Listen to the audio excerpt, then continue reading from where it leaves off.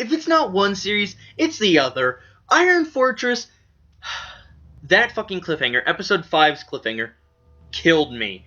And now we have a cliffhanger / just really damn shocking ending for ReZero.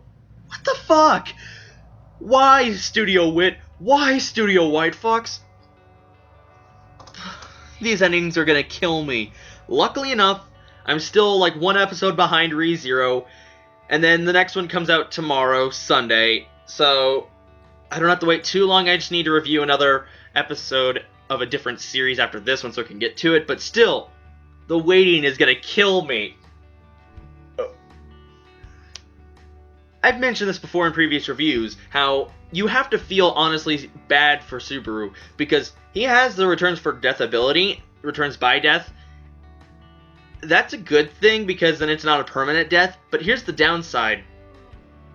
He actually has to die, so typically, like most of his deaths, they were very fucking painful. Disembowelment, and the most recent one, his arm was cut off and he was poisoned. He was stabbed and everything multiple times. And maybe his neck was snapped, or he was devoured, or he was just stabbed to death before he could even wake up. The previous death, he's suffered a shit ton of pain. Think about all of the pain he has suffered. We'd be crying and everything. We would not be able to take that. But he has suffered so much pain, and you have to feel so bad for him, because it's not an instant death. Most of his deaths were not instant. They were not peaceful. They were not painless. No, they were gory. They were bloody. They were painful. Really fucking painful. So, Subaru decides to play the game Find the Murderer, or Detective. He's playing Detective this episode. He's trying to replay the scenario, which is a new approach he's done, because when he first had the first checkpoint and everything, he went different scenarios. A couple of them he didn't know about and everything, because he didn't realize his ability. But before that, and after that, he decided to go do these different scenarios. Now for checkpoint 2, he even realized when he's waking up the second morning after Beatrice or Betsy or Betty or whatever had drained him of his mana and knocked him out and everything. He's replaying the scenario. He asked for work again, and he brought up the same conversations and all that, but he did have a little bit of a variation in the morning. Instead of being like scolded and made fun of and everything by the maids Rem and Ram, he kind of had a mental breakdown, because he thought, oh, if I can clear checkpoint 1 and everything, if I can at least save myself in the very beginning and all that from the Bowel Hunter, everything's gonna be fine. He did not expect that it would come up again. So the sheer shock of that, the sheer shock that he had died and he doesn't know how, he was asleep. He died in his sleep. Someone killed him in his sleep. Begs the whole question, who did it? And he kind of had this whole mental breakdown where I don't know if it was him purposefully or it was just the lighting, but Rem and Ram looked really, really, really damn terrifying, like scary, ominous, or so to say, when he first woke up. And he had a mental breakdown, so he ran out of the room and he kind of sat down in the library and everything, and White Fox almost played with my emotions. Since Betty is this noble being, this higher level being, apparently, she's not human. She said, when you came in here first, you did the same, you didn't even knock and everything, you were so insensitive and all that.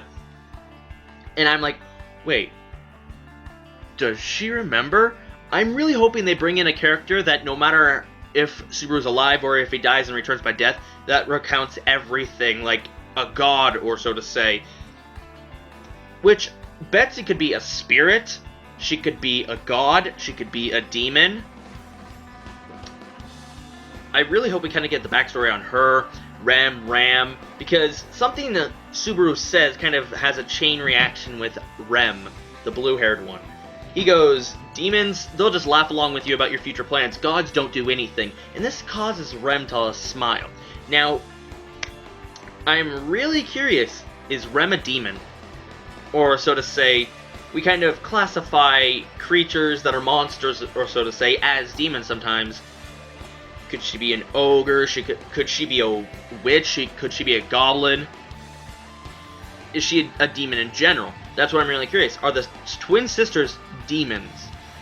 Because Rem would have not reacted like that if Subaru hadn't said that. it was basically implied that she might be a demon, or who knows, maybe they do keep a demon in the mansion that Subaru's yet to been. They could have a basement and he's never been there, or he could have an attic and he's never been there. And maybe that explains the sound of chains, because it was obviously chained up and everything. At the end of the episode, after the ending song and all that, you hear the sound of chains. So that could explain it. Maybe it escaped and decided to kill Subaru because Subaru was wandering the halls. It could be an entirely different killer this time. So we might have 2 killers, we could have 1. And I doubt, well, it could be possible. Subaru, we found out, was poisoned. So it could have been any of the food he had throughout the days.